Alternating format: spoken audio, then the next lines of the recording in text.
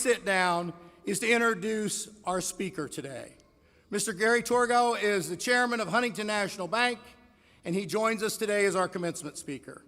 Gary has served as chairman of TFC Financial and Chemical Financial Corporation. He was the founder and chairman of Talmer Bank and was also the founder and chairman of the Sterling Group, a Michigan-based real estate development and investment company.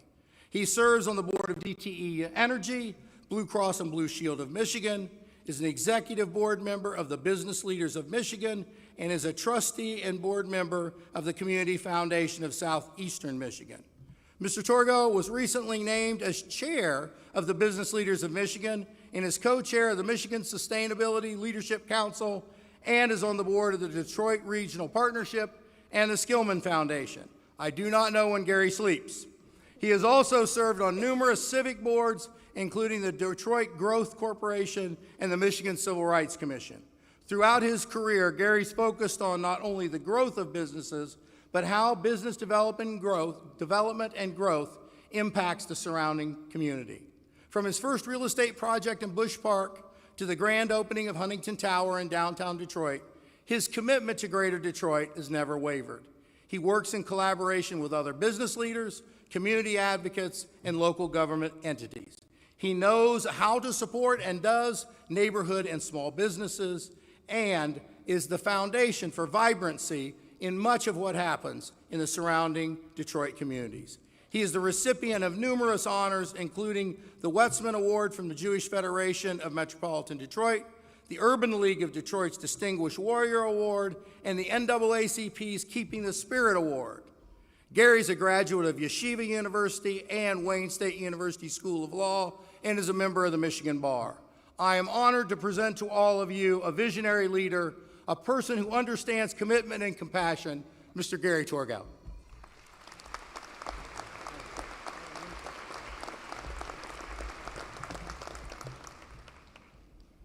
Thank you, President Smith, Chair Jeffries, regents, honorable faculty, parents, graduates, ladies and gentlemen. Today is a very special day for all of you who are receiving degrees from Eastern Michigan University. You made it. You're here today because you went to class again and again and again, in person or online, on rainy days, in the snow, on beautiful days when there were other places to be. You took pages and pages of notes, and you studied, and you persevered, and you made it. You've earned something that will open doors for you now and way into the future, which will always be part of your success. Needless to say, no matter where you go or what you become, there will be many situations when, as a graduate of EMU, you will look around and realize that you might be the only person in the room that can spell Ypsilanti. You will remember this day because it marks a significant achievement on your part and the beginning of great things. It marks an inflection point in the trajectory of your lifelong learning. And just look around the room. You have made during your years here in what have become a new community. You made friends you will keep forever. You've had wonderful experiences you will always remember, and inevitably some experiences you might like to forget. There are graduates here who are the first to receive a college degree in the history of their family. Parents and grandparents here today will most likely appreciate that more than you can imagine. My hope is that a few simple and short messages you will hear today become part of what you will undoubtedly be a lifelong memory of this great milestone. To begin with, it is well known that everybody, if they would put their troubles on the table and saw what others were facing, each person would take their own troubles back. And always remember, everybody's road has a few potholes, everybody. A few years back, it was suddenly discovered that my beautiful granddaughter, Leah, had a particularly aggressive form of leukemia. Almost at the same time, her brother, my grandson, was diagnosed with a kidney disease that they're not quite sure how to fix. My oldest son gave his nephew, my grandson, a kidney, But even that didn't help, and as of yet, no cure has been found. We pray every day, and we will never lose hope. But Leah, that sweet, delicate flower, she fought like a tiger, and despite everything, even with the most advanced medical care in the world, last year we lost her. I am here to tell you, no matter how successful you become, and I know you will all be successful, there are going to be times in life when money simply doesn't help, political influence doesn't help, and at times nothing seems to help. If you have to face those moments alone, they actually become unbearable. So I want to share with you what made the difference for us. I want to tell you what helped preserve our family, what maintained our sanity and our equilibrium and our ability to pick ourselves up off the floor and move on. First and foremost, it was our faith, which imparted to us the stark reality that no matter how much we learn, no matter how many degrees we earn, there will always be things we don't understand. When you absorb and come to grips with that truth, the questions lose their overwhelming power, and you learn more and more that faith is a remarkable tool. Our family was also a tremendous comfort. Please remember to cultivate your family.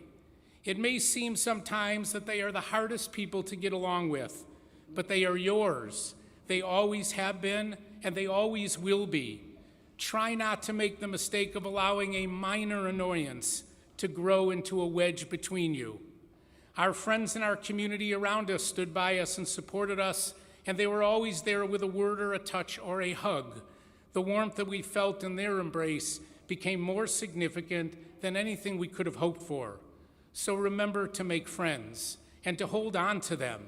Endeavor to gather them around you. They too are more important than possessions. And be ever mindful of my grandfather's rule that if you want to be a friend, you have to be a friend as well. Share, help, and give to others. Be part of a community. Find avenues to use all that you have to promulgate and deliver kindness to those in need. A number of years ago, I attended a conference where the guest speaker was the late Prime Minister of Great Britain, the first woman to serve in that office, the Honorable Margaret Thatcher. I was privileged to be seated next to her, and I asked her to tell me one of the difficult or unusual moments that she experienced as the first woman Prime Minister of the United Kingdom. That moment occurred, she told me, during her first week as the leader of Great Britain. She was invited by Queen Elizabeth to a state dinner in her honor at Buckingham Palace. She shared how excited she was to actually meet the Queen in person and to have dinner at the historic residence of the royal family. As she entered the hall to be greeted by the Queen, she realized to her utter dismay and complete embarrassment that she was wearing the exact same dress as the Royal Highness, the Queen of England. She was so mortified by her mistake to be wearing the same dress as the Queen that the very next day she sat down in her new office at 10 Downing Street, and she immediately sent a letter hand-delivered, apologizing profusely for her terrible faux pas, assuring Her Majesty the Queen that in the future she would always coordinate her wardrobe in advance with the Queen's office. A day or two later, the Prime Minister, Mrs. Thatcher, received a reply from the Queen's secretary, telling her not to worry at all about the dress she wore and that no apology was necessary.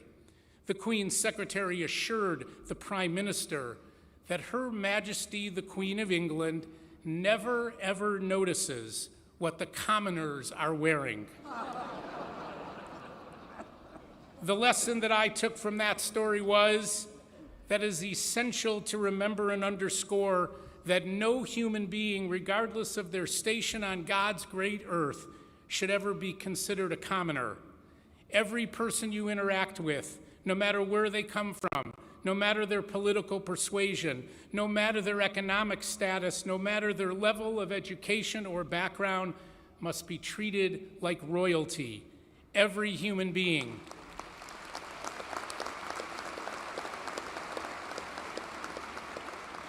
Every human being is deserving of our great respect and kindness.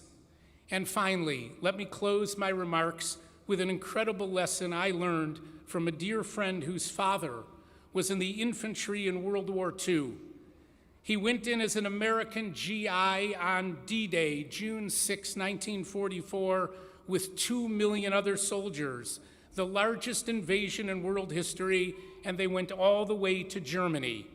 I heard him tell of the day they came to a place with barbed wire enclosure in an isolated area. We've all seen the pictures of the concentration camps where there were piles and piles of dead bodies. Almost miraculously, there were children there, still alive, literally human skeletons on the brink of death, starving children. And the American troops, shocked and horrified, did the natural thing. They reached into their C rations and their K rations, and they began to give those kids Hershey bars, because everyone knows that Hershey bars are instant energy. And that's when they learned about what doctors call pre-feeding. If you take starving children and you give them a Hershey bar, you can kill them on the spot. It's too much of a shock to their systems. So the American medics jumped into action, and they set up a soup kitchen where they made watery soup and they lined the kids up. And they gave them whatever could hold liquid, cups, canteens, even helmets, spooning it out as fast as they possibly could in an attempt to rehydrate the children and make them able to accept normal food. And my friend's father talked about walking along that line of children, waiting for some life-saving soup, when he came upon a bundle of rags in the dirt at his feet, one of the many children they would lose that day, a child who didn't have the strength to stand in line, much less eat anything. And the American soldier did the only thing we can do in that desperate situation.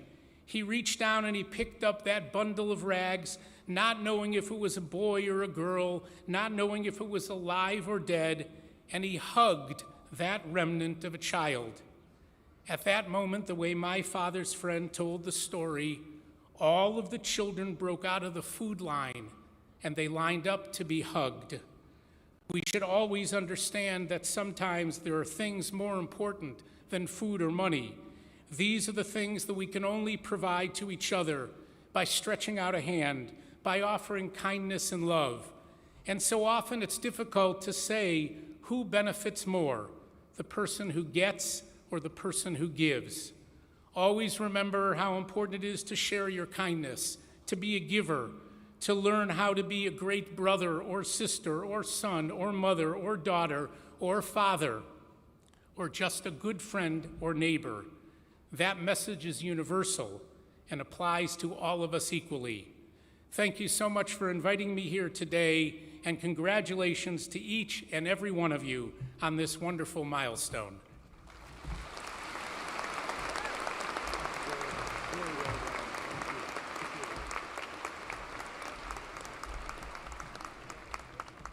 Thank you, Gary, for your insightful words and your encouragement for our graduates.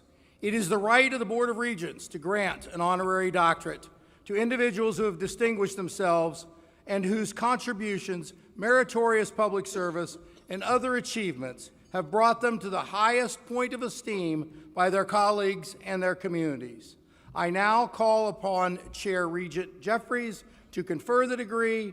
Dr. Rhonda Longworth and Regent Chad Newton will assist.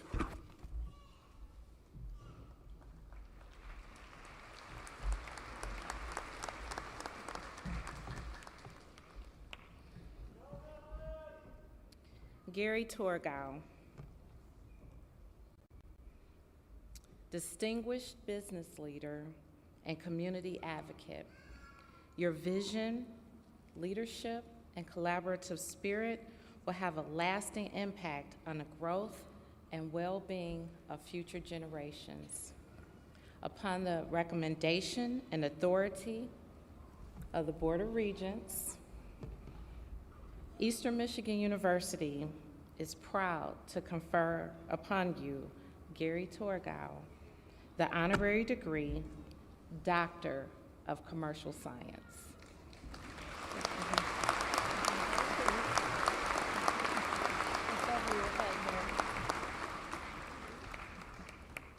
Looks good. Looks great.